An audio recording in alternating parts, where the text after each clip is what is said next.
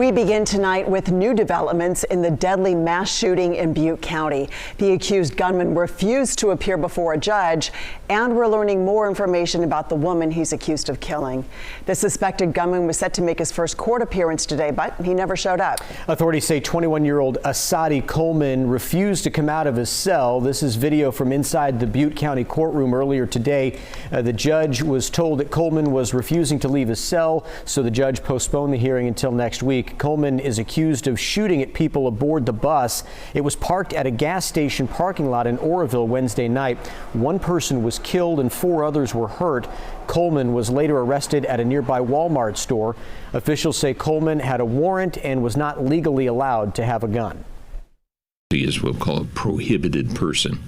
He became a prohibited person when he was in the juvenile system down in Sacramento, committed a robbery, a felony, so therefore is, in a sense, an ex-felon with a weapon. We're also learning more about the woman he's accused of killing. 43-year-old Karen Dalton is from Seattle, Washington. 4 other people were shot that night, including an 11-year-old girl and a pregnant woman. At last check, that girl was listed in critical condition at UC Davis. And that deadly shooting has some Greyhound passengers very concerned. They're now questioning why bag checks and passenger screenings are not part of the boarding process. But as KCRA3's Orko Manna explains, security experts say implementing some extra safety measures is easier said than done. Travelers arrive at the Greyhound bus station in Sacramento, but some on board say they felt uneasy during the drive because of limited passenger protection. I expected a little more security. They didn't check my pockets, my bags, or anything. That's especially top of mind following the mass shooting on a Greyhound bus in Oroville this week. 21-year-old Asadi Coleman is accused of killing 1 person and injuring 4 others.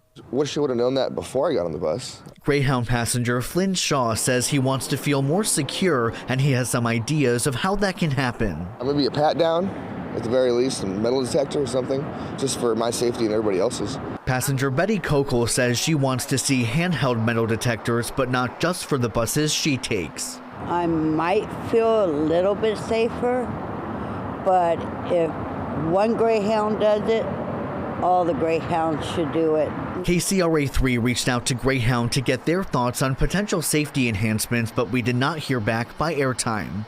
According to the Greyhound website, guns, firearms, explosives, and dangerous chemicals are not allowed at all anywhere on the bus or in baggage. If somebody is serious about wanting to carry a weapon, it's not going to deter them at all. Security expert Alan Rosenthal tells me messaging only goes so far, but implementing safety measures at Greyhound stations and on Greyhound buses is more complicated than it seems. Even if there was a metal detector in place, we'd have to look at, well, if somebody walks into the bus and it goes off, which is probably going to happen, almost every time, who's going to be there to enforce that and stop this person and search them? It's virtually impossible to have the manpower to be effective. But with another deadly shooting happening in February 2020 on a Greyhound bus headed from Los Angeles to San Francisco, some passengers say that's too close for comfort. I don't think I'll be riding with Greyhound too much more, to be honest.